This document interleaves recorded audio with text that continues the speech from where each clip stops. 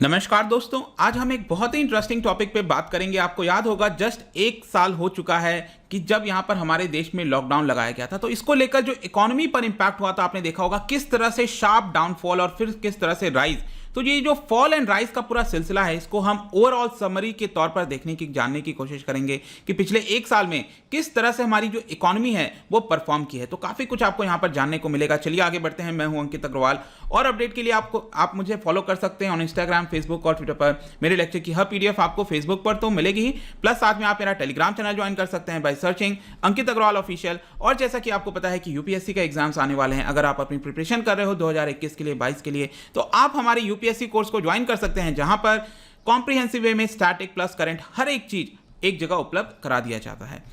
चलिए यहां पर हम सबसे पहले देखते हैं एग्जैक्टली हम इसको डिस्कस क्यों कर रहे हैं। तो 24 मार्च, आपको याद होगा लास्ट ईयर एग्जैक्टली जो हमारे प्राइम मिनिस्टर हैं, उन्होंने पूरे विश्व में अगर आप देखोगे तो सबसे ज्यादा स्ट्रिंजेंट लॉकडाउन लगाया गया था। इसकी वजह से यहां पर जो मेजर हेल्थ क्राइसिस तो आया ही था, लेकिन इसका जो सबसे बड़ा जो शॉक है आप कह सकते हो इकोनॉमी पर हमें देखने को मिला था। और सिर्फ भारत की नहीं, पूरे विश्व भर की जो इकोनॉमी है वो काफी हद तक सफर की थी।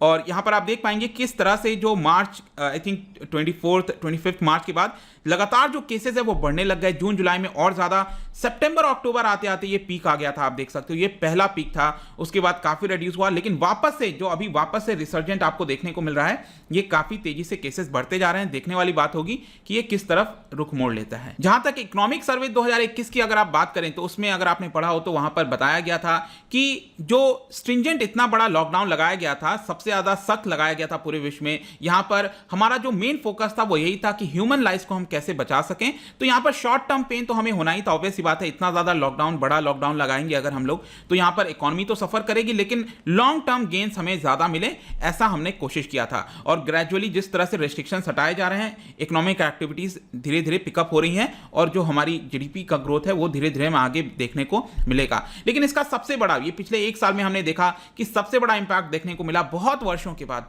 बाद। अगर आप 1991 के बाद भी अगर आप देखोगे, कभी भी रिसेशन में नहीं गया था हमारी इकोनॉमी। रिसेशन बेसिकली क्या होता है, 2 क्वार्टर लगातार अगर हमारी इकोनॉमी नेगेटिव ग्रोथ करती है, तो लगातार आपको पता होगा पहला जो क्वार्टर गया था 2020-21 का 24.4% की नेगेटिव ग्रोथ हुई थी। उसके बाद 7% से ज्यादा की नेगेटिव ग्रोथ हुई थी, आप यहां पर देख सकते हो। और 2 क्वार्टर क्योंकि ये नेगेटिव में रहा, इसकी वजह से ये आपका जो है इसमें आ गया, रिसेशन में आ गए थे हम, राइट। तो यहां पर फाइनली जो थर्ड क्वार्टर, अभी जस्ट याद होगा हमने एक महीने पहले ही वीडियो बनाया था, यहां पर 28 फरवरी जो वीडियोस आए थे, और यहां पर हमने बात किया था कि 0.4% का पॉजिटिव ग्रोथ हुआ है, मतलब कि हम टेक्निकली बाहर भी आ गए हैं इससे। और यहां पर जिस तरह से कोविड-19 के वैक्सीन भी लग रहे हैं, वापस से एक्टिविटीज बढ़ती जा रही हैं। आईएमएफ ने भी डिस्क्राइब किया था कि ग्रेट डिप्रेशन के बाद से सबसे बुरा दौर अब हमें यहां पर देखने को मिला था। आप देख सकते हो बाकी इकोनॉमीज का भी बहुत ज्यादा बुरा हाल था। ये लेटेस्ट जो जीडीपी के फिगर्स हैं मैं आपको बता रहा हूं, जहां पर भारत 0.4% लेटेस्ट यहां पर आपको फिगर्स देखने को मिल रहा है, लेकिन बाकी जगह आपको अभी भी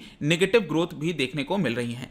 तो ये तो इकोनॉमी का, जीडीपी की हमने बात कर ली। जहां तक जॉब मार्केट की बात है, तो इसका बहुत बड़ा एक जो इंपैक्ट आया था वो जॉब मार्केट पर भी आया था। इनफैक्ट जो अनएम्प्लॉयमेंट रेट है अप्रैल के महीने में, पिछले साल अप्रैल के महीने में जब पूरी तरह से लॉकडाउन लग गया था, तो ये 23-24% तक अनएम्प्लॉयमेंट रेट पहुंच चुका था। और यहां पर आप देख पाएंगे धीरे धीरे ये सुधरने लग गया, जैसे आप देख पा रहे हो यहां पर मार्च में इतना अनएम्प्लॉयमेंट रेट था, लेकिन लॉकडाउन की वजह से अचानक से इसमें आपको 3 गुना बढ़त देखने को मिलेगा। और जैसे जैसे चीजें सुधर रही थी, वापस से ये आपका सामान्य तौर पर 6.5% इधर आने लग गया है। और इसका मेन कारण है कि इकोनॉमिक इंडस्ट्रियल एक्टिविटी भी आप देख सकते हो, ये बेसिकली सर्वे किया जाता है, पीएमआई सर्वे होता है, बेसिकली इंडस्ट्रीज के लिए भी होता है जो पीएमआई है, और सर्विसेज के लिए भी होता है। तो यहां पर आप देख सकते हो कि इंडस्ट्रीज के लिए भी किस तरह से आपका डिप आया था, यहां पर अप्रैल और जुलाई के महीने के बीच में आप देख पाएंगे, और उसके बाद से ये पिकअप करने लग गया। लेकिन सबसे ज्यादा इंपैक्ट आप देखिए सर्विसेज में बहुत ज्यादा आपको डिप देखने को मिलेगा। आप देखो 10% से भी नीचे चला गया था, ये 10 पॉइंट से नीचे। ये आपका स्टिल 20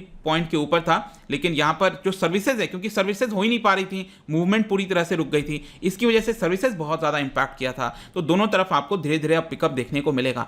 इसका इन्फ्लेशन पर भी बहुत बड़ा प्रभाव आता है। देखिए यूजुअली क्या होता है, जब भी रिसेशन आता है ना, तो डिफ्लेशन देखने को मिलता है, मतलब कि जो प्राइसेस हैं वो नीचे गिर जाते हैं। जैसे ग्रेट डिप्रेशन का समय अगर आपको याद हो, बहुत ज़्यादा प्राइस क्रैश हो गए थे, क्योंकि जब आप खरीद ही नहीं पा रहे हो, जो आप उसको परचेज ही नहीं कर पाओगे, अनएम्प्लॉयमेंट हो रहा है, तो यहां पर आपको डिफ्लेशन देखने को मिलता है। लेकिन ये वाला कुछ अलग सा ही सिनेरियो था। यहां पर क्या था कि एक तो अनएम्प्लॉयमेंट भी हो रहा है, लोगों के पास पैसे नहीं है, लेकिन दूसरी तरफ क्योंकि सप्लाई कंस्ट्रेंट हो गया था, मैन्युफैक्चरिंग नहीं हो रही थी, तो सप्लाई नहीं आ रहा है, तो मतलब कि शॉर्टेज हो गई है। इसका मतलब उस समय भी आपका जो प्राइसेस है वो बढ़ रहे थे। और आप देख पाएंगे मार्च, अप्रैल, मई के महीने में तो ये देखिए बहुत तेजी से ऊपर चला गया था रिटेल इन्फ्लेशन। फिर कैसे जैसे इसको काबू पाया गया और अभी वापस से 4-5% के बीच में ये आ गया है। तो ये थोड़ा सा रिलीफ की बात है कि रिटेल इन्फ्लेशन थोड़ा सा कूल डाउन हो गया है वापस से। अगर इकोनॉमी की जब हम बात करते हैं तो यहां पर बिलियनियर्स की भी काफी चर्चा हुआ था। एक तरफ यहां पर अनएम्प्लॉयमेंट बढ़ रहा था देश के अंदर, लेकिन दूसरी तरफ जो बिलियनियर्स हैं वो बहुत तेजी से बढ़ रहे थे, उनकी संख्या बढ़ रही थी। जैसे कि आज के डेट में अगर आप देखोगे तो 177 बिलियनियर्स हो गए। देखिए, जब मैं बिलियनियर्स कहता हूं तो $1 बिलियन की हम बात कर रहे हैं, 1 बिलियन रुपी की बात नहीं कर रहे हैं। तो जिसके पास $1 बिलियन से ज्यादा की वर्थ है उसको बिलियनियर कहते हैं। तो हमारे देश में करीब 177 बिलियनियर्स हैं। ये पिछले साल के मुकाबले अगर आप देखो तो 40 ज्यादा हैं, मतलब एक साल में 40 ऐड हो गए हैं। तो यहां पर क्लियर तौर पर जो इनइक्वालिटी गैप है वो आपको देखने को मिल रहा है। सबसे ज्यादा जो गेन है आप देख सकते हो, जो मुकेश अंबानी अभी भी जो है वेल्दिएस्ट पर्सन है देश के अंदर, $83 बिलियन आपको देखने को मिल रहा होगा। उनके फॉर्च्यून में करीब 24% का जंप आया था। फिर दूसरे अक्सर चर्चा होती है गौतम अडानी की, ये भी बहुत तेजी से, इनका वेल्थ तो ऑलमोस्ट डबल हो गया है, $32 बिलियन, सेकेंड रिचेस्ट हो गए हैं भारत के अंदर। और अडानी ग्रुप आप देख सकते हो कि किस तरह से जो है उनका 48th रिचेस्ट पर्सन ग्लोबली अगर आप देखोगे तो वो हो गए। यहां पर आप देख सकते हो मुकेश अंबानी, इनका वर्थ है, गौतम अडानी एंड फैमिली, उसके बाद शिव नाडर, लक्ष्मी मित्तल और साइरस पूनावाला ये वही हैं जो आधार पूनावाला आपने सुना होगा ना, सीरम इंस्टीट्यूट ऑफ इंडिया, उन्हीं के पिताजी हैं। तो उनकी भी वर्थ आप देख सकते हो यहां पर $18.5 बिलियन। तो काफी तेजी से जो बिलियनियर्स हैं उनकी संख्या लगातार बढ़ते हुए देखने को मिलती है। जब हम इकोनॉमी की बात करते हैं तो यहां पर सेंसेक्स भी काफी इंपॉर्टेंट रोल प्ले करता है। और आप देख पाओगे कि 23 मार्च ये वही दिन था जो सबसे बड़ा गैप आया था। यहां पर नीचे आप देख सकते हैं 25,981 सबसे लोएस्ट पर चला गया था सेंसेक्स अपने कुछ समय में। और उसके बाद से जो उछाल आया इसमें अलग ही दिन देखने को मिला है। 23 मार्च वो दिन था जब 4,000 पॉइंट्स का डिप आया था एक सिंगल डे में। आज भी मैं बोल नहीं सकता हूं, बहुत तेजी से ये स्लिप किया था। और जो मार्केट कैपिटलाइजेशन है, देखो मार्केट कैपिटलाइजेशन का मतलब है कि सारे जो कंपनीज हैं सेंसेक्स के अंदर बहुत सारे कंपनीज होते हैं। सॉरी, सेंसेक्स में तो 30 कंपनीज हैं, लेकिन जो बॉम्बे स्टॉक एक्सचेंज है उसमें तो बहुत सारे कंपनीज होते हैं। तो पूरे बॉम्बे स्टॉक एक्सचेंज की जो कंपनीज हैं उनकी वर्थ क्या है उसको आप ऐड कर दोगे तो ये मार्केट कैपिटलाइजेशन बन जाता है। तो ये 100 लाख करोड़ के आसपास आ गया था, मतलब बहुत तेजी से स्लिप कर गया था। आज के डेट में अगर आप देखोगे तो ये 200 लाख करोड़ के आसपास चला गया, मतलब जितनी हमारी जीडीपी है उतना ही लगभग इसका मार्केट कैपिटलाइजेशन हो गया है। मतलब वापस से ये ऑलमोस्ट आप देखो ना 25,000 से ये डबल होकर 50,000 पहुंच गया, डबल हो गया है ना। तो अगेन ये काफी बड़ी हमें चेंज देखने को मिला था सेंसेक्स के अंदर जो मार्केट होता है। उसके अलावा यहां पर इन सभी चीजों को देखते हुए आपको याद होगा पिछले एक साल में सरकार ने बहुत सारे ऐसे कदम लिए थे ताकि इकोनॉमी को सुधारा जाए, अनएम्प्लॉयमेंट को यहां पर किसी तरह से रोकने की कोशिश की जाए। और यहां पर मल्टीपल मेजर जो हम कहते हैं अलग अलग स्टेजेस में लेने की कोशिश की गई, जैसे कि फिजिकल सपोर्ट दिया गया, एसेंशियल्स जो प्रोवाइड किए गए लॉकडाउन के समय, यहां पर डिमांड को कैसे बढ़ाया जाए उसको ध्यान दिया गया, स्ट्रक्चरल रिफॉर्म्स किए गए, ये सारी चीजें। और इसको लेकर सरकार ने कहा था कि हम 29.87 लाख करोड़, मतलब टोटल मिलाकर जो हमने रिलीफ दिया है वो 30 लाख करोड़ का पैकेज हम लेकर आए हैं। और ये जीडीपी का 15% बताया जा रहा था। लेकिन इसमें भी बहुत ज्यादा डिबेट हुआ था कि ये सरकार ने 30 लाख करोड़ खर्च थोड़ी किए हैं, वो तो आपका लोन के तौर पर काफी सारी चीजें दी गई हैं। जैसे कि सबसे पहला पैकेज आप देखोगे प्रधानमंत्री गरीब कल्याण योजना आया था 1.9 लाख करोड़ का। उसके बाद आत्मनिर्भर भारत 1, जहां पर आप देख सकते हो 11 लाख करोड़ की बात कही गई थी। उसके बाद अलग अलग आपको नंबर्स देखने को मिलेंगे। आरबीआई ने कई सारे मेजर्स लिए थे, 12 लाख करोड़ आरबीआई ने लोन के तौर पर ये सारे मेजर्स दिए थे।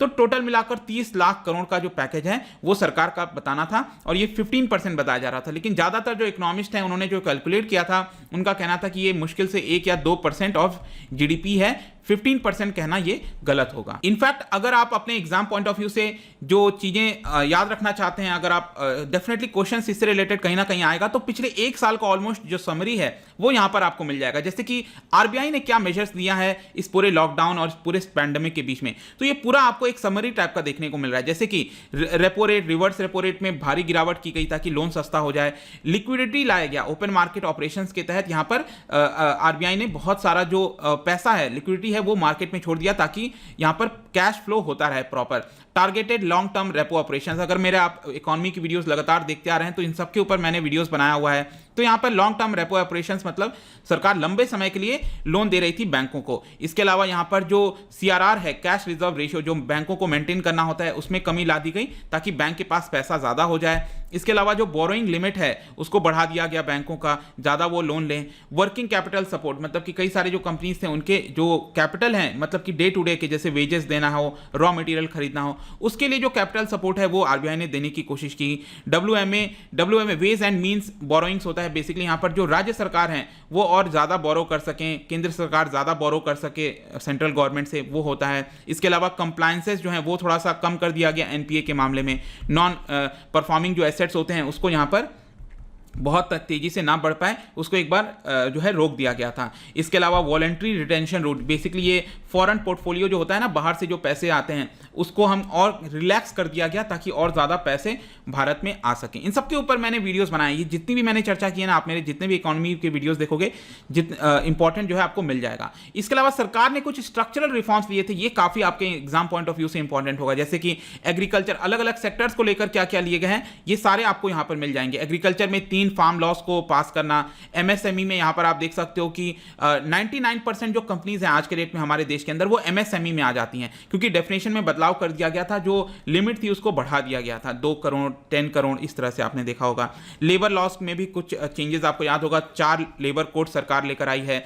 बिजनेस प्रोसेस आउटसोर्सिंग हो गया, यहाँ पर बेसिकली वर्क फ्रॉम होम कैसे करना है, इस तरह की चीज़ें रिलैक्स की गई। पावर के अंदर सरकार ने डिस्कॉम्स को रिलीफ देने की कोशिश की। प्राइवेटाइजेशन की बात की गई है, यूनियन टेरिटरीज के अंदर जो पावर का डिस्ट्रीब्यूशन होता है उस कंपनीज के प्राइवेटाइजेशन।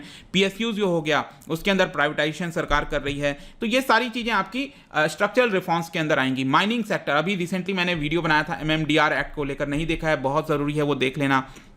इसके अलावा इंडस्ट्री हो गया, PLI स्कीम काफ़ी चर्चा हुआ था, प्रोडक्शन लिंक इंसेंटिव स्कीम। अगर आप भारत में प्रोडक्शन करोगे तो सरकार आपको इंसेंटिव दे रही है, सब्सिडी प्रोवाइड कर रही है। स्पेस सेक्टर में आपने देखा होगा सरकार यहाँ पर प्राइवेट सेक्टर के लिए भी जो इसरो के साथ जो है कोलैबोरेट करने की बात कर रही है। डिफेंस सेक्टर में सरकार एक नया रिफॉर्म लेकर आई थी, FDI लिमिट को रेस कर दिया गया 49% से 74%, मतलब अब यहाँ पर प्राइवेट कंपनीज भी शामिल हो पाएँ। तो ये पूरा वीडियो था दोस्तों, जो पूरा इकोनॉमी का सिचुएशन कैसा रहा, क्या कदम लिए गए लॉकडाउन के समय, फॉल एंड राइज मैंने आपको दिखाने की कोशिश की। जाने से पहले इकोनॉमी की हम बात कर रहे हैं तो यहाँ पर जो सरकार डिसइन्वेस्टमेंट कर रही है सेंट्रल पब्लिक सेक्टर एंटरप्राइजेस में, ठीक है, तो ये सरकार क्यों कर रही है, इसका रीजन क्या है? इसमें 2 स्टेटमेंट है, क्या आप मुझे बता सकते हो? इसका जो राइट आंसर होगा आपको हमेशा की तरह इंस्टाग्राम पर तो मिलेगा ही, अगर आप इंस्टा पे नहीं हो कोई बात नहीं, टेलीग्राम से ले सकते हैं। मैं कई सारे MCQs यहाँ पर डालता रहता हूँ स्टोरीज के फॉर्म में, आप जाकर प्ले कर सकते हो। अगर आप मुझसे इकोनॉमी पढ़ना चाहते हैं, कोई भी कोर्स परचेज करना चाहते हैं, StudyIQ ऐप पर जा सकते हैं। आई होप की वीडियो आपको पसंद आया होगा। मिलता हूं आपसे next time, till then thank you very much, see you soon.